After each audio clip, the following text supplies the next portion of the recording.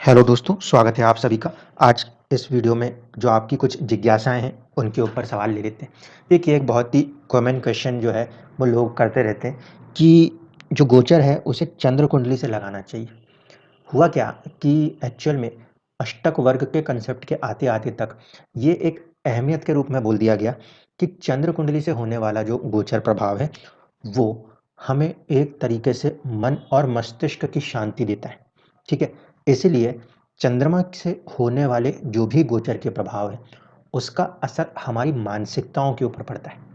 लेकिन वो अपने आप में एक कंप्लीट पिक्चर नहीं है। क्यों? क्योंकि मान लीजिए बहुत सारे लोग हैं जो चाहते हैं उनके पास बहुत ज़्यादा धन हो, उनकी ज़िंदगियाँ जो हैं वो समृद्ध हों। अब धन का होना, समृद्धि का होना, ये मानसिक है या ये अपने आप में मटीरियलिस्टिक है? ये सोचने की बात है। लगन जो है हमारा, हमारी फिज़िकल बॉडी, वो एक मटीरियल है। इसलिए जो मटीरियलिस्टिक गेन्स होंगे, मटीरियलिस्टिक पॉइंट ऑफ व्यू से अगर कोई चीज़ मिलनी है, तो वो कब मिलेगी? वो तब मिलेगी जब कुंडली लगन से किसी चीज़ को दे रही होगी। सबसे इम्पोर्टेंट बात तो ये है कि आप लगन कुंडली में लगन को समझिए। लगन क्या है? वो आपके सोचने का ढंग है। आपके सोचने का ढंग जब एक पॉजिटिव वे में काम करता है, तो आप किसी भी काम को एन्जॉय करते हो। चंद्र कुंडली की क्या अहमियत है? चंद्र कुंडली का काम है जो आपका आसपास का ऑरा है, आपकी जो सराउंडिंग्स हैं, उससे चीज़ों को लेकर आपके दिमाग के अंदर फीड करना। छोटा सा एग्जांपल ले लीजिए। आप अपनी कार में बैठ के कहीं जा रहे हैं लंबा सफ़र, और अचानक से आप किसी ऐसी जगह से गुजरे जहाँ पे बहुत ही ज़्यादा दुर्गंध है। जैसे ही वो दुर्गंध महसूस होगी, अब वो दुर्गंध कहाँ से आ रही है? क्या आपके पास फिज़िकली कोई चीज़ एकदम से आ गई क्या? नहीं आई। चीज़ क्या हो रहा है कि उस पर्टिकुलर फ़ेज़ में कहीं कोई दूर से किसी चीज़ की स्मेल आपको प्रभावित कर रही है। आगे और आप बढ़ेंगे तो सुगंध भी आएगी।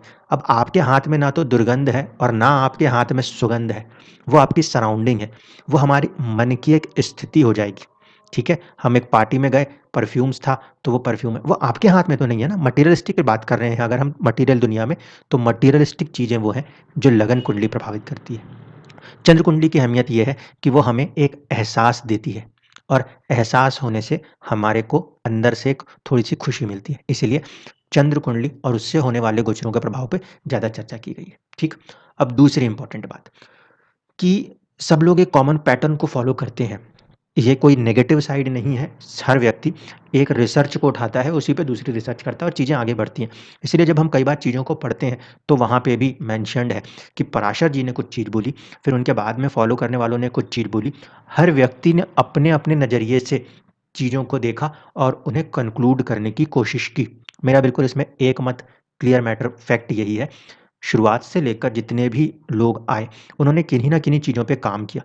जो चीज़ उनके पास थी, उस चीज़ को देखकर हर व्यक्ति ने अपने-अपने नज़रिए से चीज़ों को लिखा हुआ है, और वो सारे नज़रियों को मिला-जुला कर ही कंबाइंड करने के बाद एक कंप्लीट होलिस्टिक पिक्चर नज़र आएगी।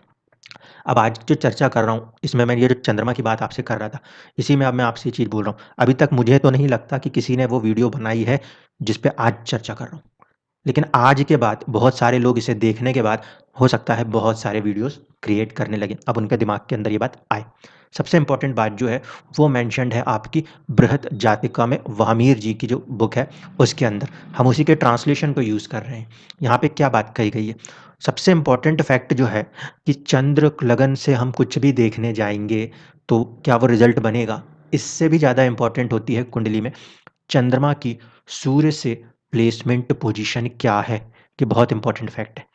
क्यों? क्योंकि चंद्रमा जैसा होगा वैसा व्यक्ति का मानसिक नेचर बन जाएगा। ठीक है ना? चंद्रमा ना सिर्फ़ कि मन है बल्कि उसे मस्तिष्क की संज्ञा दी गई है। मस्तिष्क की संज्ञा क्यों दी गई है? ये आप लोग खोजिएगा और फिर कमेंट कीजिएगा कि क्या कारण है कि चंद्रमा जो है वो जो मन को दर्शाता है, समझ में आता है, वो मस्तिष्क को क्यों दर्शाता है। अब मेजर फैक्ट पे चलिए। चंद्रमा जब कभी भी सूर्य से कौन-कौन से प्लेसमेंट्स पे जा सकते हैं? 3 ही मेजर प्लेसमेंट्स होती हैं। एक होता है केंद्र, यानी कि सूर्य और चंद्रमा आपस में 1, 4, 7 या 10वें घर में एक-दूसरे से बैठे हों, इसे कहते हैं केंद्र पोज़ीशन प्लेसमेंट। दूसरा होता है जहाँ पे बात होती है कि सूर्य से चंद्रमा 2nd हाउस सेकंड के बाद फिफ्थ हाउस, फिफ्थ के बाद एट्थ हाउस और एट्थ के बाद 11th हाउस में बैठे हुए हों, ये जो प्लेसमेंट्स कहलाएंगी, ये पर्टिकुलर प्लेसमेंट्स आपकी क्या बन जाती हैं, उसे हम कहते हैं सक्सेडेंट या फिर फणकर भाव। ठीक है। तीसरा जो होता है उसे हम कहते हैं अपोकिलम।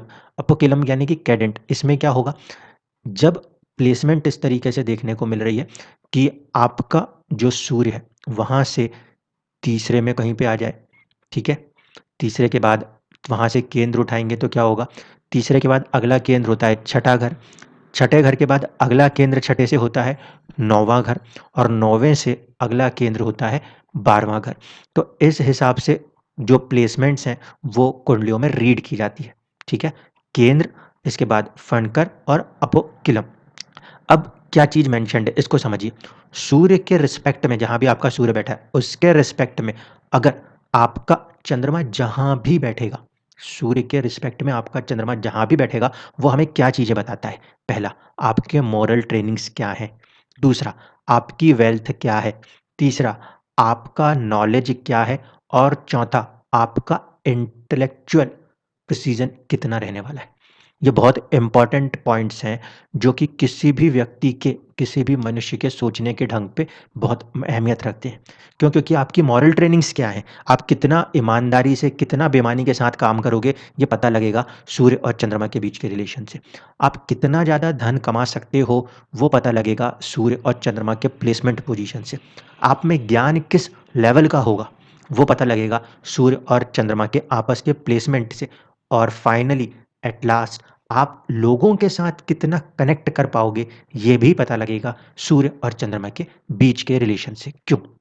क्योंकि सूर्य अपने आप में आत्मा है, और आत्मा का संबंध आपके मन मनोस्थिति के साथ क्या है, आत्मा यानी कि सेल्फ का संबंध, आपका खुद का संबंध आपके मन की स्थिति के साथ क्या है, आप कितना हर स्थिति में अपने आप को स्टेबल रख पाते हैं, ये फैक्टर डिसाइड करेगा कि आप परिस्थितियों में कैसे खड़े रहेंगे। वेल्थ सिर्फ पैसे की नहीं, वेल्थ बहुत सारी चीज़ों से कनेक्ट होकर देखी जा सकती है। तो यहाँ पे जो इन्होंने मेंशन किया है उसको समझ लीजिए। किसी भी व्यक्ति के अंदर उसका जो मॉरल ग्राउंड होगा, उसकी जो वेल्थ होगी, जो नॉलेज होगी, और उनका लोगों के साथ इंटेलेक्चुअल प्रिसीजन, जुड़ने की क्षमता होगी, वो किस लेवल पे आती है, कम यानी कि लोवेस्ट, फिर मिडिल यानी कि मीडियम, और हाईएस्ट होती है। किन कंडीशनों से? इसी कंडीशन में, अगर एंगुलर में बैठा हो यानी कि केंद्र में बैठा है सूर्य चंद्रमा आपस में, तो उस कंडीशन में सबसे कम कंडीशन बनेगी ऐसे लोगों के पास कि वो लोगों के साथ एक संवाद प्रॉपर वे में क्रिएट कर पाए, कनेक्ट कर पाए। क्यों? क्योंकि वहाँ पे कहीं ना कहीं वो जो जिंदगी रहती है वहाँ पे मॉरल ट्रेनिंग्स में बहुत चुनौतियाँ देने लगती हैं, लोवेस्ट स्टेट रखती है। इसी तरीके से अगर वो आपके फंडकर भाव में बैठा हो, तो फिर ऐसे स्थिति में आपको मध्यम फल मिलेंगे। वेल्थ भी कैसे मिलेगी? मध्यम मिलेगी। और अगर वो जाके आपके अपोकिलम में बैठ गया, तो फिर आप सबसे ज़्यादा वेल्थ क्रिएट कर पाएंगे। इसी तरीके से चंद्रमा के नवमांश की भी अहमियत है।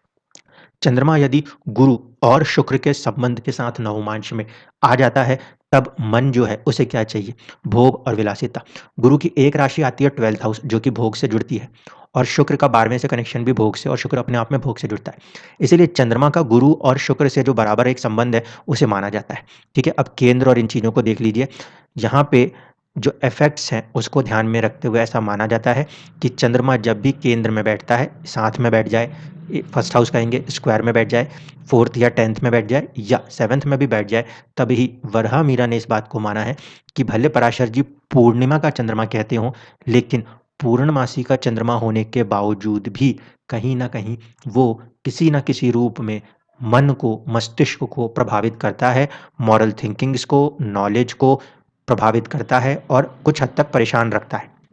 इसी की जगह यदि आपके कुंडली में आपका चंद्रमा वो सेकंड हाउस में चला जाए सूर्य से, फिफ्थ हाउस में चला जाए सूर्य से, एट्थ हाउस में चला जाए सूर्य से, या 11th हाउस में चला जाए सूर्य से, तो उसको माना गया है कि वो मध्यम फलदायी होगा। किस मामले में?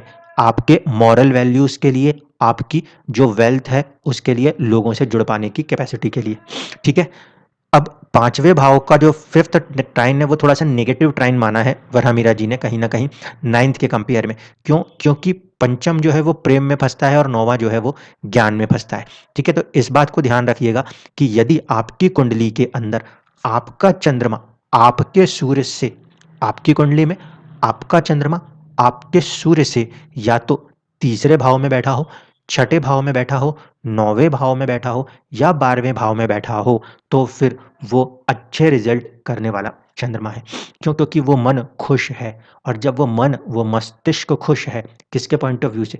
आत्मा, सूर्य के पॉइंट ऑफ व्यू से। ऐसे कंडीशन में ये आपको हायर लर्निंग्स, हायर नॉलेज, लोगों के साथ जुड़ने की जो कैपेसिटी है, इंटेलेक्चुअल प्रिसीजंस, वो सब दे पाएगा।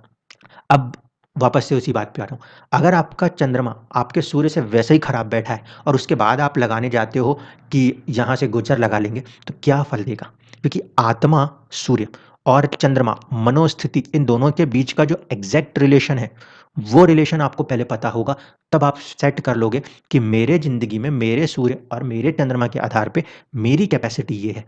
उसी कैपेसिटी के आधार पे कोई सा भी ग्रह गोचर आपसे कर्म करवा सकता है, और कुछ नहीं। जब चंद्रमा से तीसरे, छठे, 8वें, 12वें भाव में ग्रह गोचर करते हैं क्रूर ग्रह, तो वो मनोबल देते हैं। लेकिन मनोबल भी क्या कर लेगा? मनोबल कितना अहमियत है? मनोबल की अहमियत इतनी है कि मैं आज नहीं काम करना चाहता, कल जब वो ग्रह आएगा मैं उसमें लग के काम करूँगा। लेकिन मेरी आत्मा और मेरे मन, चंद्रमा के बीच का जो रिश्ता है, उसके हिसाब से ही तो सोच के करूँगा। अगर इसमें कहीं गड़बड़ है, तो मैं उस लेवल पे रिज़ल्ट्स को कभी नहीं ला सकता। यही वो बारीक चीज़ें हैं जो कि कुंडली के अंदर बारीकियों से ही सारी चीज़ों को बदल देती है। 2 व्यक्ति हैं, दोनों कर्मठ हैं, दोनों पैसा बनाना चाहते हैं, दोनों के तरीके अलग-अलग हैं। 2 लोग एक साथ कॉमन अमाउंट में वेल्थ को लेके दुनिया के अंदर कभी नहीं दिखाई देते। क्यों? क्योंकि वेल्थ तो बन रही होगी, लेकिन सूर्य से चंद्रमा की प्लेसमेंट, फिर चंद्र राशि की प्लेसमेंट, फिर सूर्य राशि की प्लेसमेंट, बहुत सारी चीज़ें ऐसी हैं जो मायने बदलती रहेंगी। बिल गेट्स जी की कुंडली में कुछ ऐसे फॉर्मेशन होंगे कि वो धन कमाते हैं और चैरिटी में लगाते हैं, ठीक है? तो उनके पास जो वेल्थ है, वो चैरिटी में भी जा रही है, बढ़ भी रही है। एक और भी ऐसे धनी व्यक्ति होंगे जो पैसा कहीं चैरिटी पे नहीं लगा रहे होंगे, अपने अंदर रख रहे होंगे, वेल्थ दोनों की बढ़ेगी, ठीक है? प्लेसमेंट में सूर्य और चंद्रमा दोनों आपस में एक दूसरे से अच्छे भाव में होंगे, तीसरे, छठे, 9वें या 12वें में होंगे, नो डाउट। लेकिन फिर वहाँ पे राशियों की अहमियत और लगन कुंडली से उन भावों की अहमियत बदल जाएगी। इसीलिए हर व्यक्ति एक जैसा नहीं हो सकता। ये जो छोटी-छोटी चीज़ें हम पढ़ते हैं, with respect to sun, with respect to moon, फिर विथ रिस्पेक्ट टू लगन, with respect to all other planets, उसके बाद राशियों के प्रभाव के साथ, इन सबको मिला के जो एक कंप्लीट पिक्चर बनती है, वो आखिरकार डिसाइड करती है कि किसी व्यक्ति के ज़िंदगी में, किसी भी व्यक्ति के ज़िंदगी के अंदर वो किस अमाउंट तक जाके अपने सक्सेस को हासिल कर पाएगा, ठीक है? अब इसमें से बहुत सारे लोग ये सोचेंगे कि ये जो सेकंड हाउस ऐसा-वैसा बता दिया है, ये खराब है। देखिए, खराब इसमें कुछ नहीं है, ठीक है? हर व्यक्ति के अपने-अपने पोटेंशियल है, अपने-अपने पोटेंशियल के हिसाब से हर व्यक्ति अपना कर्म करता है। आप कोई सी भी कुंडली उठाइएगा, वहाँ पे इन चीज़ों को लगा के देखिएगा, आपको समझ में आएगा। किसी के पास फ़ेम होगी, किसी के पास वेल्थ होगी, किसी की अपनी एक लोगों से कनेक्ट करने की कैपेसिटी होंगी, वो आपको उनके सूर्य और चंद्रमा की प्लेसमेंट पोज़ीशन से उठा के निकाल के देखनी है, ठीक है? ये जो आपको इस समय चीज़ बताई, ये वराह मिहिर जी का कंसेप्ट है, और बृहद जातका इसके अंदर ये आपको पूरा मिल जाएगा। कहीं न कहीं इस फैक्ट को अगर आप समझ पाए हैं, तो आप लोग जब अपनी कुंडली में कोई भी गोचर लगाएँगे आज के बाद, चंद्रमा से आप लोग गोचर लगाना चाहते हैं, मुझे कोई दिक्कत नहीं। लगाइए, बेफ़िक्र होके लगाइए, लेकिन ये ध्यान में रख के लगाइए कि आपके जन्म कुंडली में आपके सूर्य से आपकी चंद्रमा की प्लेसमेंट क्या चीज़ दर्शाती है, और जितना वो दर्शाती है, उस हिसाब से ही रिज़ल्ट्स मिलेंगे। चाहें तो आप उनकी कुंडली उठा के देखिएगा, अमिताभ बच्चन जी की। सूर्य से चंद्रमा की प्लेसमेंट सेकंड हाउस में है, जो कि बताएगा मिडल अमाउंट में। उनका एक इंटेलेक्चुअल प्रिसीजन होगा, उनकी एक मॉरल ट्रेनिंग होगी, उनकी एक वेल्थ होगी और उनकी एक नॉलेज होगी। जब भी वो वेल्थ, जब भी वो नॉलेज ज़्यादा बढ़ने की कोशिश होगी, तो फिर वो मिडलिंग अफ़ेक्ट करने की कोशिश फिर करेगा, मीडियम अमाउंट तक उसको लाने की कोशिश करेगा। बाकी के प्रभाव राशियों के हिसाब से, लगन कुंडली के भाव के हिसाब से और दूसरी चीज़ों के हिसाब से भी होंगे, क्योंकि वहाँ पे मन, आत्मा, इन दोनों के बीच का जो संबंध है, वो उन चीज़ों को बैलेंस हमेशा रखेगा। आई होप कि आपका जो ये सवाल था कि चंद्र कुंडली को मैं क्यों नहीं इतना अहमियत देता, वो मैंने आपको क्लियर कर दिया होगा। चंद्र कुंडली हमारी मानसिकताओं को तो दिखा सकती है, लेकिन आप लोग मटेरियलिस्टिक गेन्स पे पीछे भागने की कोशिश कर रहे हैं, ज़्यादातर लोग। उन्हें हाथ में चीज़ें चाहिए। चंद्र कुंडली से गोचर होने पे, जैसे मैंने बोला कि गाड़ी में बैठ के आप गए, आपको सुगंध और दुर्गंध का मिलना, वो आपके हाथ में कुछ नहीं आया। जबकि यहाँ पे लोगों को सिर्फ़ ये चाहिए कि उन्हें प्रैक्टिकली, मटेरियलिस्टिकली चीज़ें मिल रही हैं कि नहीं मिल रही। वो लगन कुंडली से देखी जाएँगी, ना कि चंद्र कुंडली से, क्योंकि चंद्र कुंडली मन के अंदर उन चीज़ों के प्रति एक लगाव दे सकती है। आप काम कर रहे हो, लेकिन ज़रूरी नहीं कि वो रिज़ल्ट तब आए। कभी-कभी आज की हुई मेहनत का रिज़ल्ट आगे जाके आता है, जो कि मटेरियलिस्टिक गेन्स के तौर पे दिखाई देता है। वो आपको हमेशा अपने लगन कुंडली से दिखाई देगा। धन्यवाद।